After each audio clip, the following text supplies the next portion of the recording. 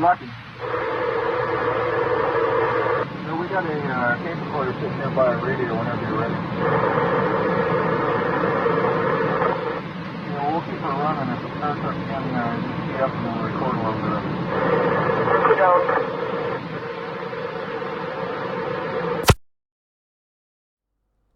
It was the dead of night. The only lights to be seen were from the headlights of his patrol car, as St. Helens, Oregon-based Police Sgt. Russell Yokum patrolled along Highway 30 along the Columbia River and about 20 miles north-northwest of Portland. As he drove, Yokum was stunned when a blinding, bright orange-colored light suddenly appeared before him. A light so brilliant that it made the river and its banks appear almost as though they were experiencing daylight. The light did not appear to be attached to any kind of object or aircraft. Yokum would further describe it as being roughly 30 feet in diameter and hovering about 80 to 100 feet directly over the river. This light would linger over said river, eventually beginning to head south towards Portland for around 40 minutes when, reportedly at 4:43 a.m., it vanished into the fog. What exactly was it that Sergeant Yokum saw during that early morning? Well, to this day, we really don't know.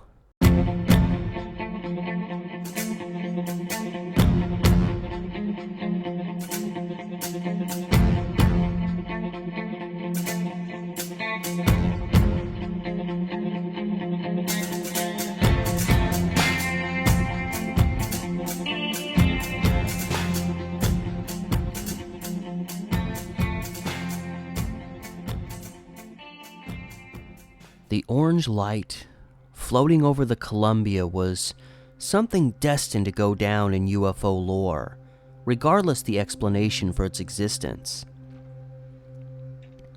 Like the rest of America, Oregon had its share of reported UFO encounters by the dawn of the 1980s. 1947, the same year as the Roswell incident, saw multiple reports of sightings happening in Oregon. This same year, a Kenneth Arnold, flying in central Washington looking for a downed plane, said he saw a series of lights moving at more than 1,300 miles per hour. A couple years later, 1950, multiple people near McMinnville, Oregon witnessed a UFO with a Paul Trent capturing two famous photographs of the object. Multiple organizations analyzed these pictures and found no evidence that they were anything but authentic. Furthermore, on September 24, 1959, there was another fairly famous UFO sighting in the eastern Oregon town of Arlington, where multiple witnesses saw the object in question flying over the area of the local airport. Logs suggested this same UFO may have been also seen as far away as the southern Oregon town of Klamath Falls. But this 1981 sighting would have something that these previous sightings did not: an audio recording of the sighting. In his shock at what he was seeing, Yokum thought quickly and pulled up a tape recorder, which he abruptly turned on. In these recordings, the sound reportedly created by this light object was captured. Just didn't want to think we were a screw. Got water. All go to bed. Yeah, TS, all it is now is just an orange glow. That's all I can see. The sun is coming up. Better not be. It's awful early. Despite what one may think, this sound was not being captured by Yokum on the scene, but rather through the radio in his patrol car. Across the river from St. Helens, in the Washington town of Ridgefield, lived a man by the name of Donald Askins. Askins had also taken note of the light in the dead of night, but heard a sound emanating from it that he said sounded like a power plant diesel motor with an added screeching noise in between. Askins also happened to have a CB radio, for which he had the handle of Lucky 13. On this night, he was picked up by nearby police radio and managed to get in touch with Sergeant Yokum, allowing Yokum to put his recorder near his radio while Askins hung his CB microphone out his window to pick up the noise that he heard. I think it's low without you guys. Oh, we'll watch it. We moved up to a higher vantage point, so you tell us what it does. Well, listen.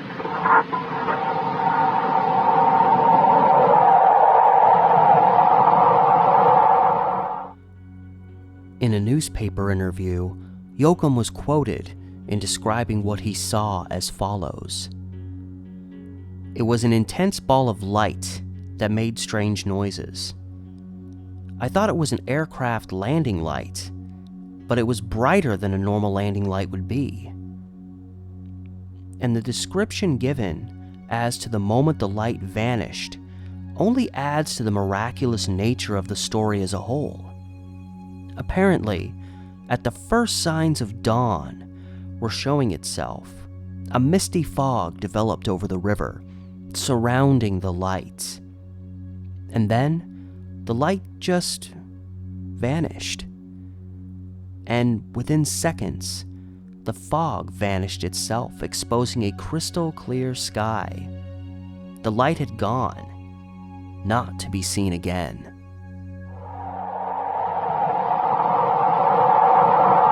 Sounds like it's revving up its engines.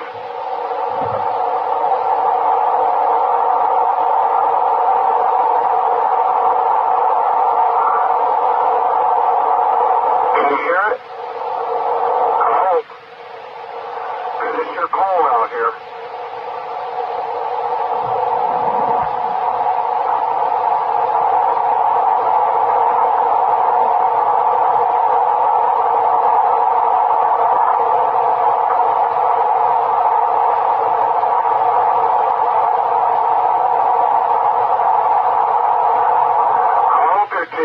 Taping this, you guys.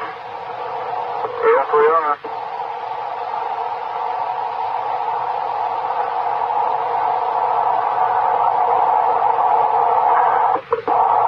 Sounds like to me a power plant diesel motor and a screeching noise in between it there, or with it.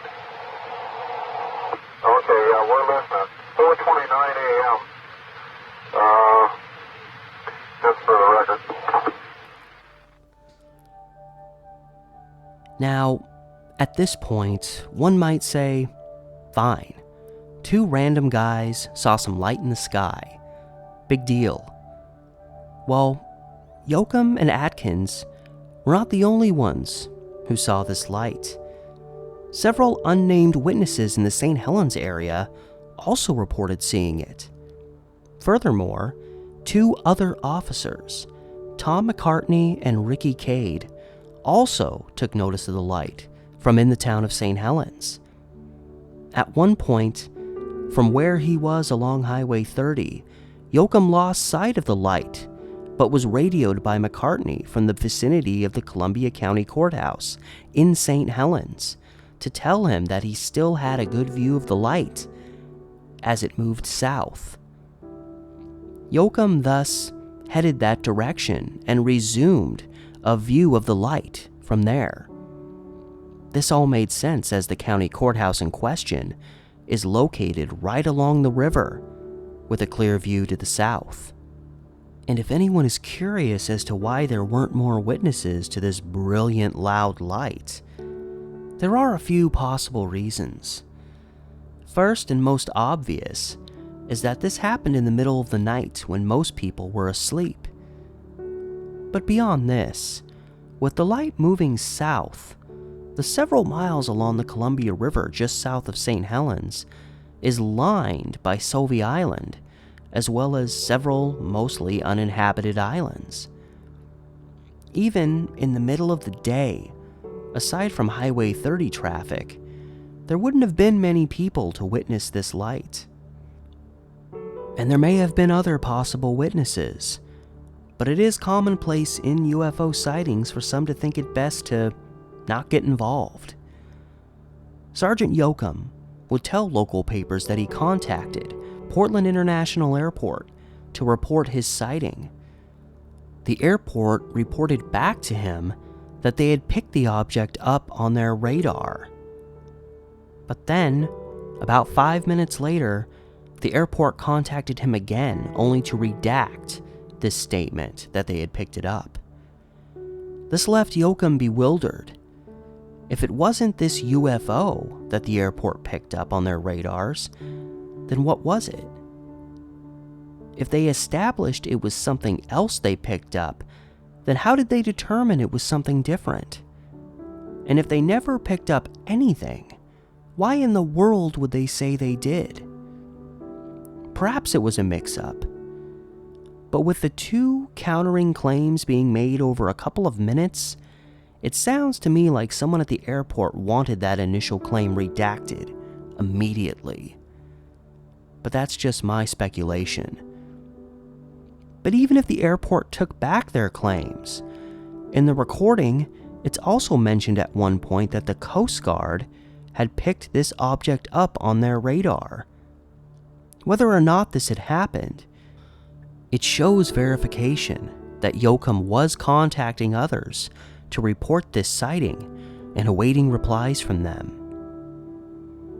But again, beyond the accounts given by these previously mentioned witnesses, there was this recording of what the light sounded like. This recording was sent away for analysis.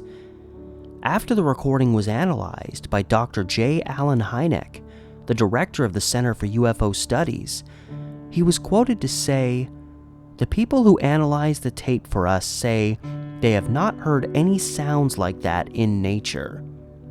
And it's certainly not a helicopter. It's a total puzzle."